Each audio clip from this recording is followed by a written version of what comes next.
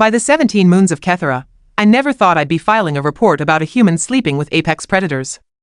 But here we are, and Command wants answers.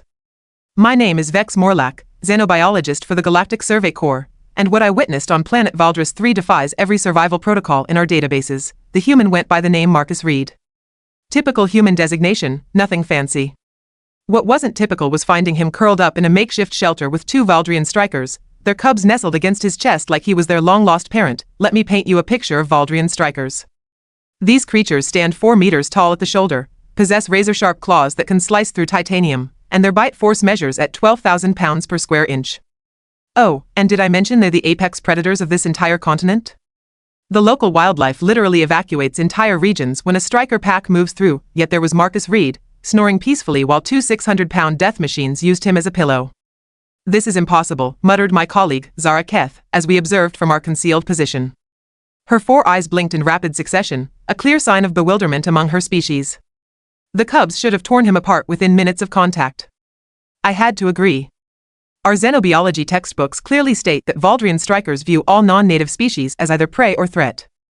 There's no middle ground, no exceptions, no happy little interspecies sleepovers, but apparently, nobody told Marcus Reed about the textbooks. The human stirred, and we held our breath. Would this be the moment reality reasserted itself?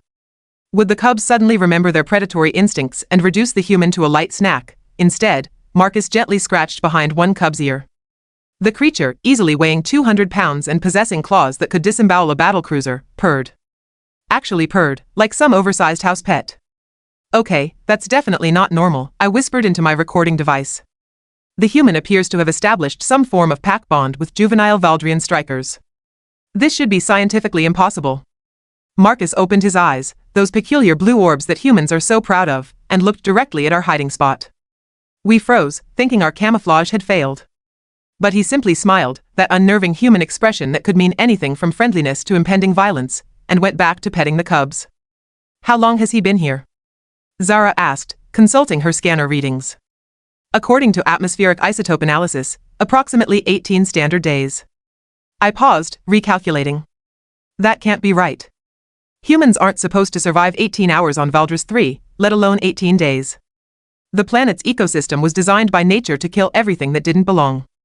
Poisonous atmosphere, carnivorous plants, and predators that made nightmares seem like pleasant bedtime stories. Yet Marcus Reed was not only surviving, he was apparently running some kind of interspecies daycare center. One of the adult strikers emerged from the treeline, carrying what appeared to be a freshly caught thornback elk in its jaws.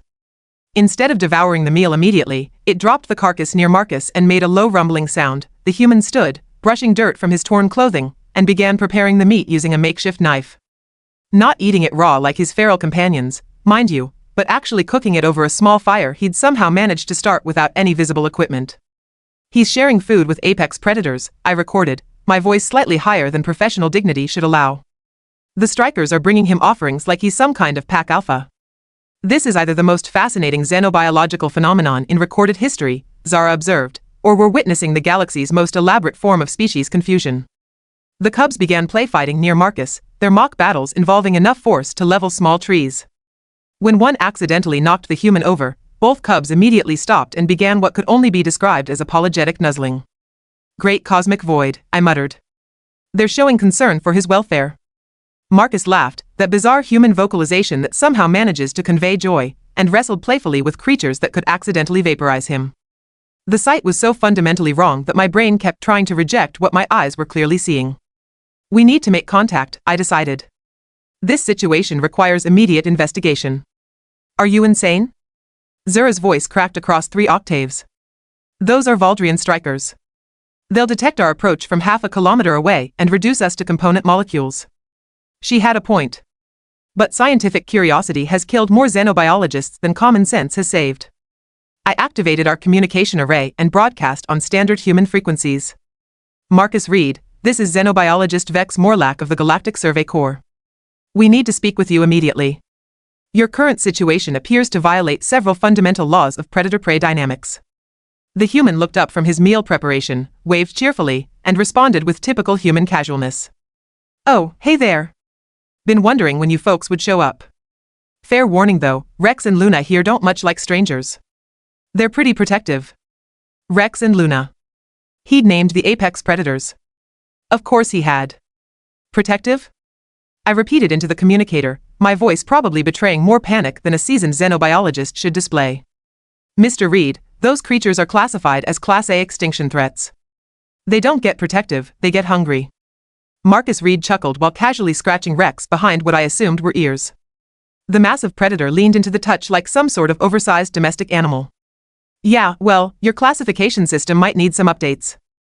These guys are just misunderstood. Misunderstood. The human called galaxy-renowned killing machines misunderstood. Zura grabbed my arm with enough force to leave marks. Vex, we need to leave. Now. Before those things decide we look appetizing. But scientific protocol demanded answers, even if those answers might get us eaten. Mr. Reed, we're approaching your position. Please instruct your companions that we mean no harm. Sure thing, document. Hey Rex, Luna, we've got visitors coming. Play nice. Both adult strikers lifted their heads, nostrils flaring as they tested the air. Their eyes, each the size of dinner plates, turned toward our concealed position with unnerving accuracy. Luna released a low growl that vibrated through the ground beneath our feet. That's their happy sound, right? I asked hopefully. Definitely not, Zara whispered, emerged from our hiding spot with hands raised in the universal gesture of surrender.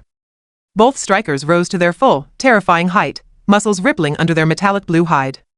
Their claws extended automatically, each one longer than my forearm. Marcus stood and placed one hand on Rex's massive flank. Easy there, big guy. They're just curious about our little family setup. Family setup. He called it a family setup. Mr. Reed, I began, trying to keep my voice steady as two apex predators evaluated me for nutritional content. How exactly did you survive initial contact with these creatures? Our research indicates they attack anything unfamiliar within seconds. Marcus grinned, that unsettling human expression that somehow managed to look friendly even in the face of imminent death. Funny story about that. I crash-landed about 3 weeks ago. Ship's navigation system had what you might call a catastrophic disagreement with reality. He gestured toward a smoking crater about 50 meters away, where the twisted remains of a human exploration vessel lay scattered like expensive confetti. Anyway, I crawled out of that mess pretty banged up. Figured I had maybe an hour before something with too many teeth found me. Then I heard these little squeaking sounds. One of the cubs, apparently recognizing the story, bounded over and headbutted Marcus affectionately. He stumbled but remained upright, which probably required considerable core strength. Found these two little guys trapped under a fallen tree. Their parents were nowhere around, probably out hunting. So I figured, what the hell, might as well do something decent before becoming monster food. You rescued Valdrian striker cubs? Zara's translator was clearly struggling with her species equivalent of hysterical laughter. Without knowing what they were. Hey, babies are babies, right? They were scared, hurt, and alone. Basic human decency says you help. Basic human decency. That phrase should probably be added to our xenobiology databases under unexplained phenomena. The parents returned while I was trying to splint one cub's leg. Marcus continued. Rex and Luna here took one look at the situation and decided I was either incredibly brave or incredibly stupid. Which conclusion did they reach? I asked. Still working on that one. Luna approached our position, moving with that liquid grace that made strikers such efficient killers. She sniffed the air around us, her massive head tilting as she processed our scent profiles. Then, to my absolute amazement, she gently nudged my shoulder with her snout. She likes you, Marcus observed. Congratulations, you've been adopted. This is scientifically impossible, I muttered, automatically reaching up to pat Luna's jaw. The striker made a pleased rumbling sound that definitely wasn't in our behavioral databases. Valdrian strikers don't form cross-species bonds. They don't show affection to non-pack members. They certainly don't adopt random xenob.